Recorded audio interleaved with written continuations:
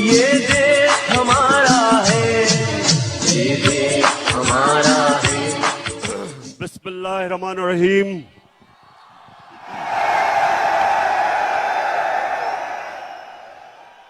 अल्लाह तेरी इबादत करते हैं और अल्लाह सिर्फ तेरे से मदद मांगते हैं। जेलम, मैं आज आपके जज्बा और जुनून देख के आपका दिल से शुक्रिया अदा करता हूं। खास तौर पे जिस तरह आज हमारी ख्वातीन निकली हैं, मैं आपको सलाम पेश करता हूं। और मैं देख रहा हूं कि बच्चे भी हैं, क्योंकि अच्छा, और मैं ये जितने भी झंडे देख रहा हूं, मेरी आगे से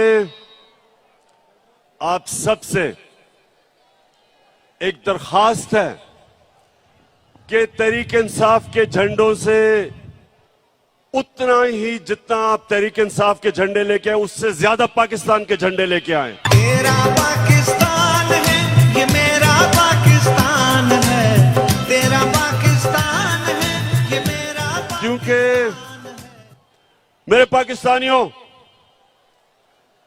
ये एक मुल्क की जिंदगी में बहुत कम ऐसे होता है कि सारी कौम इकट्ठी हो जाती है, सारी कौम फैसला करती है, सारी कौम फैसला करती है कि हमने अपनी आजादी की जंग लड़नी है। जिधर जिधर मैं गया हूं, मैंने कभी इतने बड़े जलसे नहीं देखे। मैं जेलम पहले भी आया, लेकिन मैंने कभी जेलम में ऐसा जलसा नहीं देखा।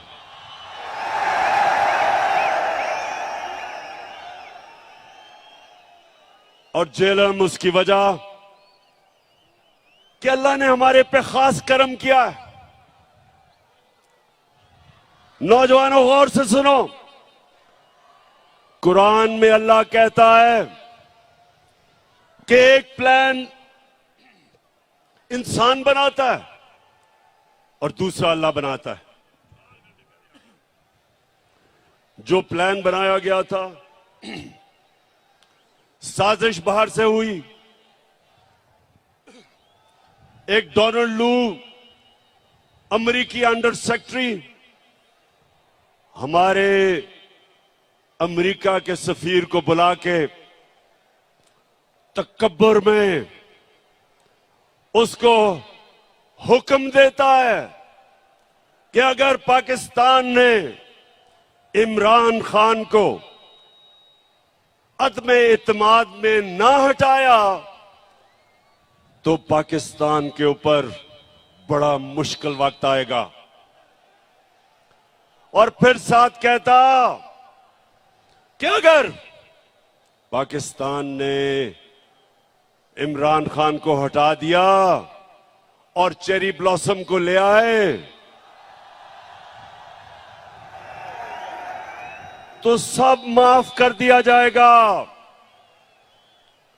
और फिर सारी साजिश होती है, यहां के मीर जाफर और मीर सादिक उसमें शिरकत करते हैं।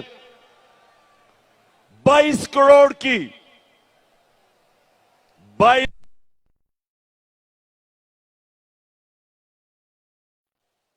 उसको साजिश के तहत निकाला जाता है। और फिर जो असल इस मुल्क की तौहीन की जाती है कि मुल्क को जो 30 साल से इस मुल्क के बड़े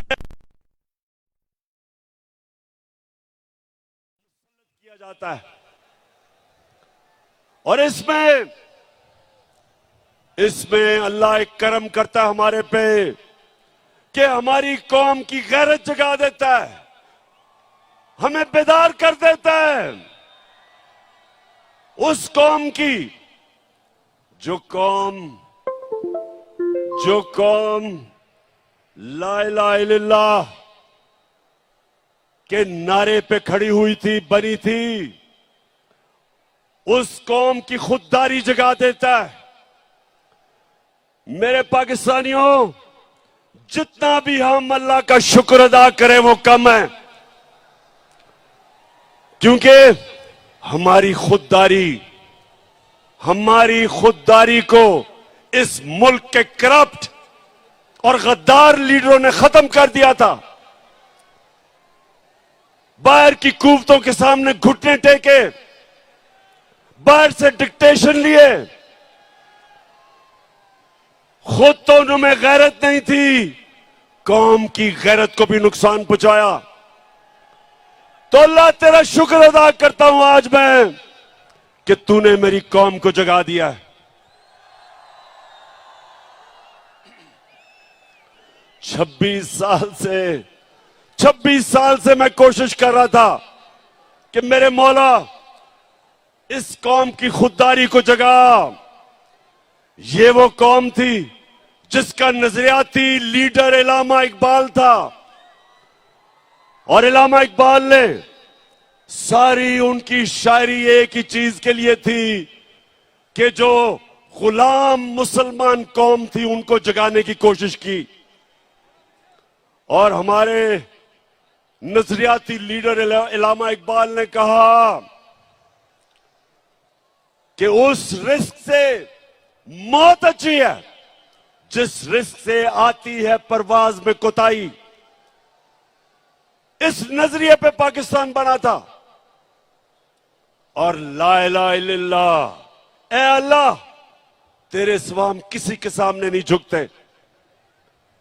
तो जब बैरूनी साजिश के तहत चेरी ब्लॉसम बूट पॉलिश को ऊपर बिठाया तो कौम जाग गई। और आज मैं देख रहा हूं कि पाकिस्तान को एक कौम बनते हुए, ये बड़ा करम है अल्लाह का।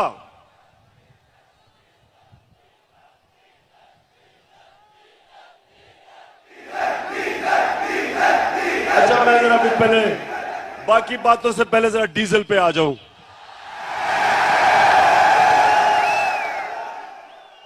अच्छा जरा सुने, फजलुर रहमान भी, अब उसकी भी जमात इन सारे चोरों के पलंदे में, ये सारे इक्तदार में आ गए हैं, बंदर बांट हो रही है। अब ये मैंने सोचा कि फजलुर रहमान तो बड़ा दीनी आदमी है, तो वो आके कोई तालीम की, एजुकेशन की मिनिस्ट्री संभालेगा। उसने एजुकेशन की मिनिस्ट्री नहीं संभाली, उसने कम्युनिकेशन की मिनिस्ट्री संभाली है, जिसके अंदर एनएच है, जिसमें सड़कें बनेगी और जिसमें पैसा बनेगा।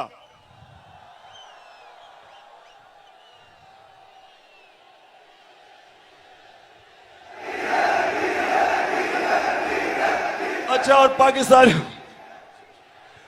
ये जरा, अब पाकिस्तानियों जरा सुने मेरी बात, सुने सुने सुने सुने। अब ये सारे,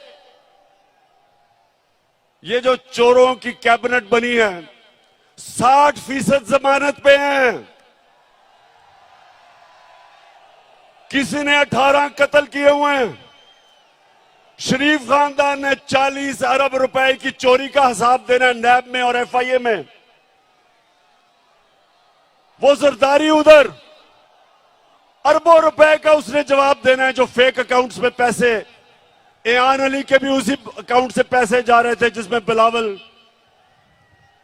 अब जो मफरूर है, सुने नौजवानों, जो मफरूर है, जो सजा याफ्ता है, जो झूठ बोल के भागा है, जो अरबों रुपए की प्रॉपर्टीज में लंदन में रह रहा है, उसने सारी कैबिनेट को लंदन बुला लिया है।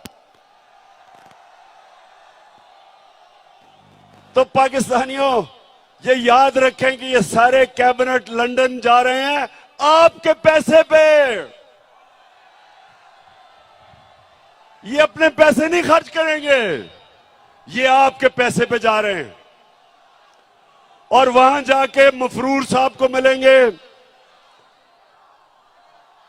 सजा याफ्ता, कॉन्विक्ट, झूठा, बुज़दिल। हमेशा जब भी कोई मसला मुल्क से बाहर भाग जाता है, उससे जाके इंस्ट्रक्शंस लेंगे। ये है इस मुल्क की तौहीन, और इसलिए कौम खड़ी हो गई है, इसलिए सारे पाकिस्तानी खड़े हो गए हैं। सारे पाकिस्तानियों ने फैसला कर लिया है, सब पाकिस्तानियों ने फैसला किया है कि इंपोर्टेड हुकूमत नामंजूर। मैं इंशाल्लाह 20 के बाद आपको इस्लामाबाद दावत दूंगा। पहले मैंने सोचा था कि इंशाल्लाह 20 लाख लोग इस्लामाबाद में पहुंचेंगे, लेकिन जो मैं अब लोगों में फिर रहा हूं, अब वो नंबर चला गया 25 लाख पे इंशाल्लाह। अल्लाहू अल्लाहू अल्लाहू अल्लाहू अल्लाहू अल्लाहू अल्लाहू अल्लाहू अल्लाहू। अच्छा, अब चेरी ब्लॉसम कौन है? शायद बच्चों को नहीं पता चेरी ब्लॉसम कौन है। ये वो है कि इसका बड़ा भाई नवाज शरीफ और उसकी बेटी, वो फौज को बुरा भला कहते हैं और ये बूट पॉलिश करता है। इन्होंने बड़ा अच्छा एक कॉम्बिनेशन बनाया हुआ है, इनकी पार्टनरशिप है। और बड़ा भाई भी क्योंकि बड़ा बुज़दिल है, वो जब मुल्क से बाहर जाता है तो फौज को बुरा भला कहता है, और छोटा भाई जूते पॉलिश करता है। तो ये दोनों, इसने कोई कल इसने तकरीर की, जरा सुने। कहता कि इमरान खान फौज के बड़े खिलाफ बातें कर रहे हैं, हम इजाजत नहीं देंगे। शहबाज शरीफ, शर्म करो, कुछ तो शर्म करो। तुम वो हो जो मैं मीर जाफर का कहता हूं, तुम हो वो मीर जाफर। मीर जाफर वो था जब उसने सिराजुद्दौला, जो मुगलों का गवर्नर था, जब अंग्रेजों के खिलाफ वो लड़ा था, मीर जाफर ने उससे गद्दारी की और फिर अंग्रेजों ने मीर जाफर को ऊपर बिठाया, जिस तरह अमेरिकनों ने शहबाज शरीफ को ऊपर बिठाया। तुम हो मीर जाफर, और तुम्हारे इर्द गिर्द वो जो आसिफ जरदारी है, आसिफ जरदारी तुम्हारा तो मैं ये कहूंगा कि जब गीदड़ की मौत आती है तो शहर की तरफ भागता है। मैं इंशाल्लाह सिंध आ रहा हूं और मैं अपनी कौम के सामने वादा कर रहा हूं कि सिंध को मैंने आसिफ जरदारी से आजाद करवाना है। जो सिंध के लोगों के ऊपर ये जुल्म कर रहा है, आसिफ जरदारी, तुम और वो जो तुम्हारा बेटा है, तैयार हो जाओ, मैं आ रहा हूं सिंध। जो तुमने सिंध को लूटा है, लॉन्चों के अंदर, जहाजों में भर भर के डॉलर्स तुमने दुबई भेजे हैं, मैं सब जानता हूं। तुमने जो पाकिस्तान से बाहर पैसा भेजा है, ये जो तुम आप आ गए ऊपर, मैंने तुम्हें कहा था कि मैं जब इक्तदार से निकलूंगा मैं ज्यादा खतरनाक बनूंगा तुम्हारे लिए। उधर तो मैं बंद था, ऑफिस में सारा दिन काम, वजन भी मेरा बढ़ गया, तो मैं तो इंतजार कर रहा था कि मैं अपनी आवाम के बीच में आऊं। और मैं अल्लाह का शुक्र अदा करता हूं कि जिस तरह मेरी आवाम मेरे साथ खड़ी हुई है, अल्लाह तेरा लाख लाख शुक्र है। दिल में हो नीयत साफ, तो हो इंसाफ, कहे इमरान खान।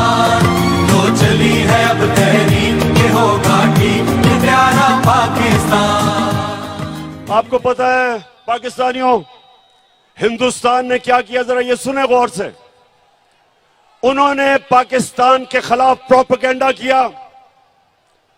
उन्होंने 600 जाली उन्होंने मीडिया हाउसेस दुनिया में बनाए और पाकिस्तान के खिलाफ प्रोपेगेंडा किया। इसको EU डिसइंफॉर्मेशन लैब कहते हैं। और आपको पता है कि उन्होंने किसको बाहर से प्रोपेगेंडा में किसको निशाना बनाया? एक थी पाकिस्तान की फौज और दूसरा था इमरान खान। हिंदुस्तान ने क्यों पाकिस्तानी फौज और इमरान खान को निशाना बनाया? क्योंकि दो नौजवानों, गौर से सुन लो, आज पाकिस्तान को जो इकट्ठा रखेंगे, जो दुश्मनों की पूरी कोशिश है कि इस मुल्क के 3 टुकड़े किए जाएं, जो बलूचिस्तान में वो दहशतगर्दी करवा रहे हैं, उनका सिर्फ एक मकसद है कि पाकिस्तान को तोड़ा जाए।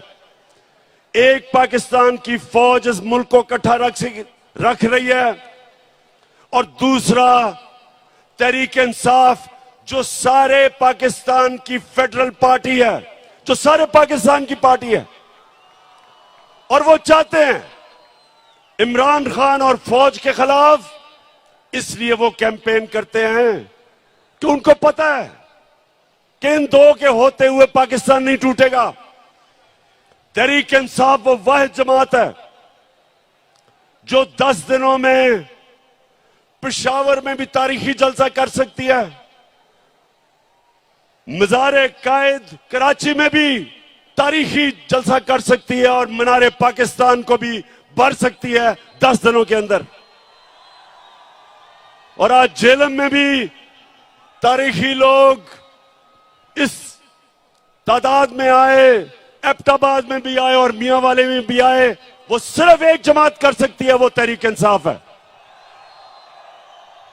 बाकी ये मिलके भी सारे, ये जो चोरों का पलंदा है, ये मिल भी जाए तो मीनारे पाकिस्तान में पूरा जोर लगा के थोड़ा सा भी जलसी भी नहीं कर सके। तो जब शहबाज शरीफ तुम ये कहते हो कि इमरान खान ने फौज की तनकीद की, शर्म करो। इमरान खान का जीना मरना पाकिस्तान में है। मैं तो दुआ कर रहा हूं कि मुझे ECL पे डालो, मैं जाना ही नहीं चाहता पाकिस्तान से बाहर।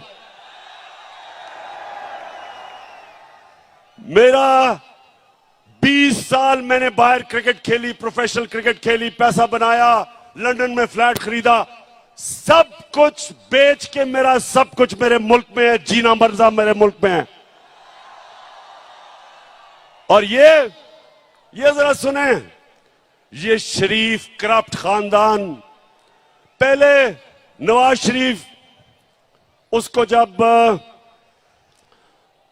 जनरल मुशर्रफ ने मुल्क से बाहर, जैसे उसने सऊदी अरेबिया भेजा, लेटर साइन, मुआहदा साइन करके सऊदी अरेबिया गया, झूठ बोलता रहा मैंने नहीं कोई साइन किया। फिर उधर से लंदन पहुंच गया, 8 साल मुल्क से बाहर। जरदारी जेल से निकला, वो सीधा लंदन और अमेरिका पहुंच गया। और अब वापस आए, दोनों ने एनआरओ लेके वापस आए, दोनों ने लूटना शुरू किया। अब ये सुने, मैंने अभी तक जब 3.5 साल में एक निजी दौरा नहीं किया, मैं सारा वक्त पाकिस्तान में था। नवाज शरीफ ने 24 निजी दौरे किए लंदन के, जरदारी ने 50 निजी दौरे किए दुबई के। यानी ये सारा वक्त हुकूमत तो पाकिस्तान की करना चाहते हैं। पैसे बाहर हैं, बच्चे बाहर हैं, ईदें बाहर हैं, इलाज बाहर है, बैंक अकाउंट्स बाहर हैं, प्रॉपर्टीज बाहर हैं। और तुम शहबाज शरीफ कह रहे हो कि इमरान खान फौज के खिलाफ बात कर रहा है। तुम्हारा जो नवाज शरीफ था, हिंदुस्तान में जाके पहले तो मिला, जब नरेंद्र मोदी के भागा भागा गया उसके जूते पॉलिश करने, तो कश्मीरी हुर्रियत लीडर्स को ही नहीं मिला, डर के उससे अपने फॉरेन ऑफिस को कहा कि कोई हिंदुस्तान की तनकीद ना हो। उधर जो डॉन लीग्स में क्या था, हिंदुस्तान को पैगाम पहुंचाता है कि जी मैं तो दोस्ती करना चाहता हूं, पाकिस्तान की फौज नहीं करना चाहती। नरेंद्र मोदी कहता कि पाकिस्तान का जो सिपा सलार है उस वक्त रहील शरीफ, कहता वो दहशतगर्द है, लेकिन नवाज शरीफ हमारा दोस्त है। मेरे दौर में मोदी ने यह क्यों नहीं कहा? वो मेरी फौज के खिलाफ उसकी जुर्रत नहीं थी बात करने की, क्योंकि मैं नरेंद्र मोदी को कहता था कि तुम इस्लाम दुश्मन हो, तुमने जो कश्मीर में किया, तुमने जो हिंदुस्तान में मुसलमानों से कर रहे हो, हम कभी तुम्हारे से दोस्ती नहीं करेंगे जब तक तुम कश्मीरियों को अपना हक नहीं दोगे। कभी नवाज शरीफ के मुंह से कश्मीर की बात सुनी? कभी शहबाज शरीफ के नाम से बात सुनी? आते साथ ही कि हम तो जी नरेंद्र मोदी से दोस्ती करना चाहते हैं। तुम इसलिए करना चाहते हो कि जो तुम्हें लेके आया उन्होंने हुक्म दिया दोस्ती करने का। मैं जब रूस गया, मैंने रूस के सदर से बात की कि यहां महंगाई है, तेल की कीमत बहुत ऊपर चली गई है, हमने अपने लोगों को रिलीफ देना है। 30% कम पे तेल हमें वो बेचने के लिए रूस तैयार हो गया था। 30% गंदम कम कीमत पे हमें देने के लिए तैयार हो गया था। क्या शहबाज शरीफ तुम्हारी जुर्रत है कि तुम रूस से आज बात करो और 30% कम तेल खरीदो? आपको पहले जाके इजाजत लेनी पड़ेगी उन लोगों से जो लेके आए हो। आपको उनको बूट पॉलिश करने पड़ेंगे चेरी ब्लॉसम लगा के, और फिर इजाजत मांगनी होगी जो नहीं मिलेगी आपको। हिंदुस्तान अमेरिका का स्ट्रेटेजिक एलाय है, वो रूस से सस्ता तेल खरीद रहे हैं, वो रूस से हथियार खरीद रहे हैं। तो अमेरिकन हिंदुस्तान को कुछ नहीं कहते, क्योंकि उनकी फॉरेन पॉलिसी आजाद थी, अपने लोगों के लिए थी। हमारा ये मसला है मेरे गैरतमंद पाकिस्तानियों, हमारा मसला ये रहा है कि हुक्मरान वो रहे जिन्होंने मुल्क से बाहर पैसा लेके गए, पैसे के गुलाम, कभी अपनी अवाम के लिए खड़े नहीं हुए। एक जुल्फिकार अली भुट्टो खड़ा हुआ था, उसके खिलाफ भी साजिश हुई थी, मुदाखलत हुई थी और उसको फांसी चढ़ाई गई थी। और उसके खिलाफ कौन लोग निकले थे? यही वो जो कि नवाज शरीफ की तब पहले पार्टी थी, फजल रहमान की जो पार्टी थी, ये लोग निकले थे। ये उस साजिश का हिस्सा थे जिसमें जुल्फिकार अली भुट्टो को गिराया गया और फांसी दी गई। और इंशाअल्लाह मेरे पाकिस्तानियों, एक नया मुल्क उठ रहा है, हमारा एक खुददार कौम खड़ी हो रही है। मैं ये अपनी ख्वातीन को देख रहा हूं, बच्चों को देख रहा हूं, सब निकल रहे हैं एक नए पाकिस्तान के लिए। मैं जो 20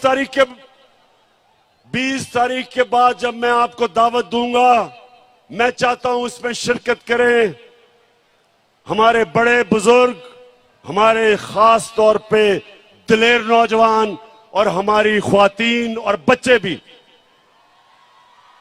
हकीकी तुम्हारा है, तुम पास बन सके, ये चमन तुम्हारा है, तुम हो नगमा सके, ये बदन तुम्हारा है, तुम हो पास बन सके।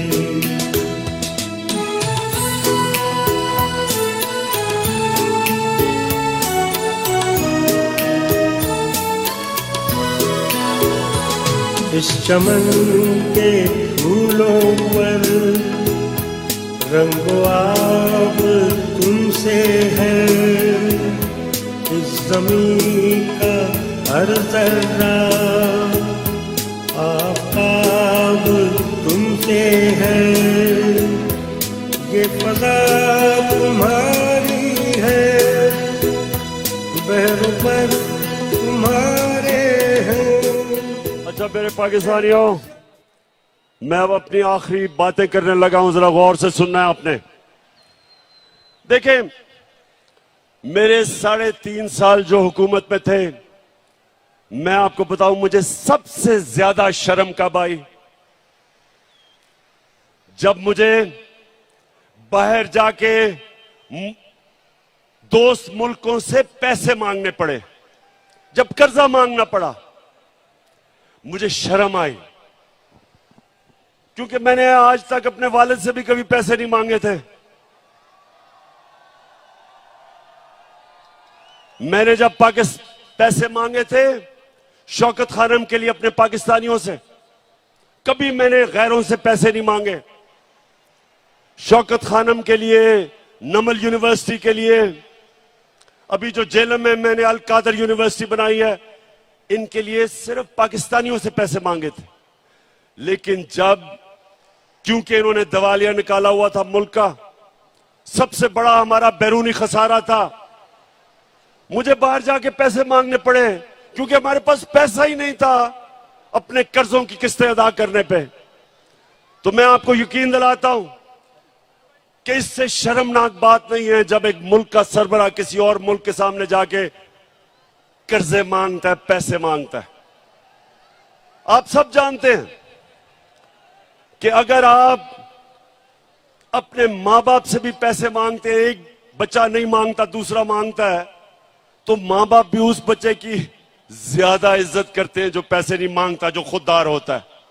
मां बाप भी तो सोचे कि गैरों के सामने हाथ फैलाना। तो ये जब चेरी ब्लॉसम ने कहा कि जी हम तो बेकारी हैं और गुलाम हैं, और एक और इनके रंगबाज सियालकोट से कहता कि जी हम तो लाइफ सपोर्ट मशीन पे हैं। मेरा सवाल है, किसने हमें मकरूज किया? 30 साल से ये दो खानदान इस मुल्क पर हुकूमत कर रहे हैं। 30 साल से, 30 साल में ये अरबोपति बन गए, इनके बार प्रॉपर्टीज, फ्लैट्स, जायदादें, ऑफशोर अकाउंट्स, और मुल्क को मकरूज कर दिया। मैं तो सिर्फ 3.5 साल हुकूमत की है। तो सवाल मैं ये पूछता हूं कि जब कहते हो कि बेकारी हैं तो हमें तो गुलामी करनी पड़ती है, हमें बेकारी बनाया किसने? किसने इस मुल्क से पैसा चोरी करके बाहर लेके गए? वो लोग जो हमारे मेहनतकश पाकिस्तानी 14-14, 18-18 घंटे काम करके इस मुल्क में पैसा भेजते हैं, रेमिटेंसेस भेजते हैं, वो मेहनतकश के खून पसीने पे आज हमारा मुल्क चल रहा है। और ये डाकू यहां से मनी लॉन्ड्रिंग, पैसा चोरी करके मुल्क पैसा बाहर भेजते हैं। तो बेकारी बनाया किसने? आपने। और कौन इससे मुल्क को निकालेगा? मैं आपको आज ये कह रहा हूं कि जिस तरह हम एक कौम बनते जा रहे हैं, एक कौम के लिए कोई चीज नामुमकिन नहीं होती।